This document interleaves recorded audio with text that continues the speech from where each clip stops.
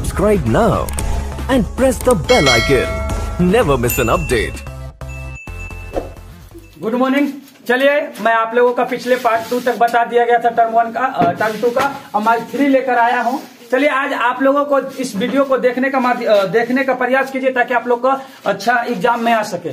चलिए, आज का क्वेश्चन है, जी 77 देशों से आप क्या समझते हैं। इसको अच्छे से समझने का प्रयास करना है कि जी 77 देश क्या होता है इसको। तो देखिएगा, जी 77 देश क्या था।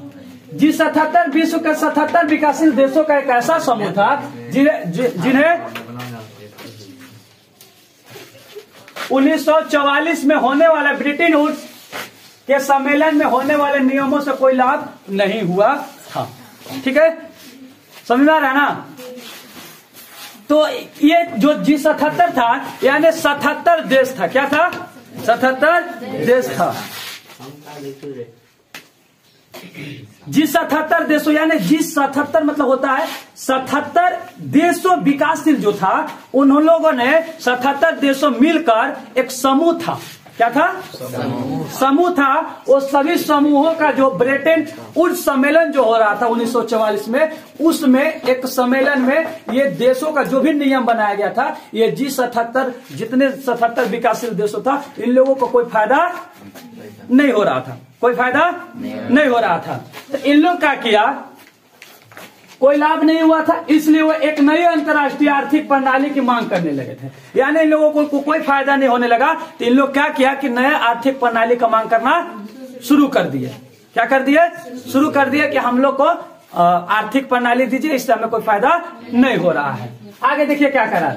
जी 77 का ब्रिटेन उसकी जुड़वा संतानों के प्रतिक्रिया के रूप में विकास ब्रिटेन वुड्स के सम्मेलन में अंतर्राष्ट्रीय मुद्रा कोष और विश्व बैंक पर केवल कुछ शक्तिशाली विकसित देशों का ही दबदबा था। यानी जो ब्रिटेन वुड्स सम्मेलन जो हुआ था, इसमें सिर्फ किसका दबदबा था पता है? विकसित देशों का। कुछ शक्तिशाली जो देश था, शक्तिशाली मतलब ताकतवर जो देश था हर चीज में, उन लोगों को दबदबा था, इसलिए विकासशील देशों को कोई फायदा नहीं मिल रहा था। तो इन लोग ने मांग करने लगा।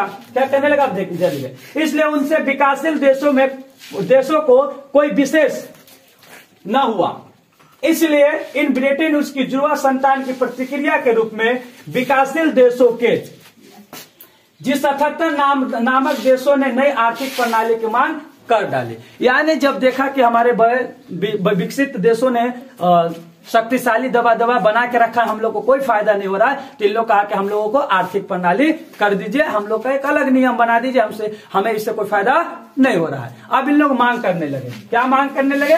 ध्यान दीजिएगा, उनके अपने आर्थिक उद्देश्य पूरा हो सके। यानी वो मांग करने लगे कि हमारा भी उद्देश्य पूरा हो सके, सिर्फ आपका देश के ही फायदा होगा इससे, तो हम लोग को कोई फायदा नहीं होगा, तो हमको इसमें रहने से कोई फायदा नहीं होगा, इसलिए हम लोगों को भी फायदा होना चाहिए। पहला देखिए क्या मांगा। आशा थी कि अंतर्राष्ट्रीय आर्थिक प्रणाली से उन्हें यह आशा थी कि उन्हें अपने संसाधनों पर सही अर्थों में नियंत्रण हो सके। यानी पहला उन लोग का मांग था कि हम लोग का जो संसाधन है उस पर अच्छे तरीके से नियंत्रण हो सके। कोई दिक्कत? दूसरा, उन्हें कच्चे विकास के लिए अधिक सहायता मिल सके। यानी उन्हें हमें कच्चे विकास के लिए, क्या चीज? कच्चे विकास मतलब हम कच्चा माल को ज्यादा बनाए, इसके लिए हमको अधिक विकास हो सके। ठीक है। तीसरा है, उन्हें कच्चे माल के लिए दाम मिले। यानी हम कच्चे माल को देते तो हमको अच्छे तरीके से दाम मिले, ज्यादा दाम मिले। और चौथा था कि इन्हें अपने तैयार मालों के लिए विकसित देशों के बाजारों में बेचने के लिए बेहतर पहुंच मिले। यानी हम विकसित देशों में भी जाकर बाजारों में बेच सके। बात को समझ में आ गया? अब इसे हम इतना लंबा छोटा बना दे रहे, ध्यान दीजिएगा क्या है। देखिए, एक जी 77 देशों से आप क्या समझते हैं? जी 77 का मतलब होता है 77 देश था, 77 विकासशील देश, विकसित देश, जो जहां पे बेरोजगार कम हो, जहां गरीबी कम हो, सभी लोगों को व्यक्तिगत आय अच्छा हो, उसे हम विकसित देश कहते हैं। विकासशील देश में कुछ गरीब है, बेरोजगार ज्यादा है, इस टाइप को हम लोग विकासशील कहते हैं। तो 77 को विकासशील देश थे। इन लोग एक मिलाकर एक समूह बनाया था, जिसमें ब्रिटेन वुड्स सम्मेलन जो हो रहा था 1944 में, वहां पर इन लोगों को जो नियम बनाया गया था ब्रिटेन वुड्स सम्मेलन में, कोई फायदा इन लोगों को नहीं लगा था, जिसकी वजह से इन लोग मांग करना शुरू कर दिए कि हम लोगों को आर्थिक प्रणाली, अंतर्राष्ट्रीय आर्थिक प्रणाली दूसर बनाई, इससे हमको कोई फायदा नहीं हो रहा है। तो इन लोग मांग करने लगा। मांग क्या किया, क्या ध्यान दीजिएगा। पहला मांग किया कि हमें संसाधनों पर नियंत्रण हो। दूसरा मांग किया हमें कच्चे माल को विकास करने में अधिक सहायता मिल सके। तीसरा मांग किया हम लोगों का जो कच्चा माल बना है उसको अधिक दाम मिले। और चौथा मांग किया कि हम लोगों को विकसित देशों में भी बेचने का मौका मिले। तो ये चारों आपका G77 जो समूह था, एक ग्रुप था, है ना, उन लोगों ने ये सारा चीज मांग किया। समझ में आ गया होगा। यानी G77 का मतलब 77 देश, विकासशील समूह, विकासशील देश था जो कि एक ग्रुप था, समूह था। उन लोग का ब्रिटेन वुड्स सम्मेलन में 1944 में कोई फायदा नहीं मिला। विकासशील देशों का दबदबा था कुछ शक्तिशाली का इन पर, इसलिए इन लोग ने अलग से नियम बनाना, मांग करना शुरू कर दिया। मांग क्या क्या था इन लोग का? संसाधनों पर नियंत्रण होना। दूसरा क्या था, बताओ जल्दी। कच्चे माल में अधिक सहायता मिलना। तीसरा, कच्चे माल को दाम मिलना। और चौथा, विकसित देशों में बेचने का मौका मिलना। कोई दिक्कत? सबको समझ में आ गया होगा। चलिए नेक्स्ट आइए। लोकतांत्रिक शासन व्यवस्था के समक्ष विस्तार की चुनौती क्या है? कह रहा है कि लोकतांत्रिक शासन व्यवस्था जब चलता है तो सरकार को, शासन व्यवस्था चलाने वालों को क्या क्या चुनौती होता है, विस्तार को, उसके बारे में बताना। तो ध्यान दीजिएगा क्या है।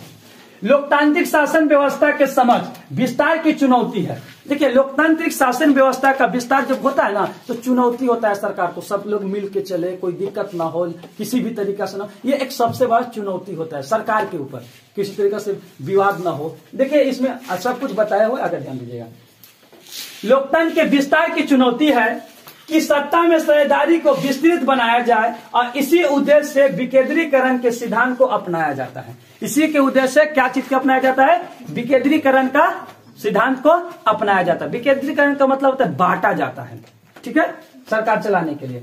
इस प्रकार सरकार की सत्ता के कई स्तरों पर बांट दिया जाता है। कई स्तरों पर बांट दिया जाता है, जैसे केंद्र सरकार, राज्य सरकार तथा स्थानीय प्रशासनिक इकाई, यानी उसको स्थानीय सरकार भी कहते हैं। हमारे देश में देश को चलाने के लिए देखिए, है ना, ताकि किसी तरीका से मतलब सभी लोगों को कोई चुनौती ना हो, सभी लोगों को परेशानी ना हो, सभी लोगों को मिल सके, इतना बड़ा देश, इसलिए हम लोगों को क्या क्या विकेंद्रीकरण कर दिया गया है। 3 सरकार बना दिया गया है ताकि लोगों, जैसे भारत देश, बताइए, प्रधानमंत्री श्री नरेंद्र मोदी दिल्ली में है, अब यहाँ को कैसे देखेंगे, देख पाएंगे? इसलिए स्टेप बाय स्टेप मतलब विकेंद्रीकरण कर दिया गया ताकि लोगों को समझ में आ सके और लोगों को समस्या का समाधान छोटे छोटे स्तर से ही कर सके। इसीलिए तीसरा स्तर के सरकार बनाया गया है ताकि लोग अपना समस्या को नजदीकी में उठा सके, वो आगे उठाए, वो आगे उठाए, इस तरीके से सभी लोगों को कामयाबी मिले, कोई दिक्कत ना हो। आगे आइए, इसमें क्या क्या समस्या होती है, जैसे अब बता दिया। अब देखिएगा,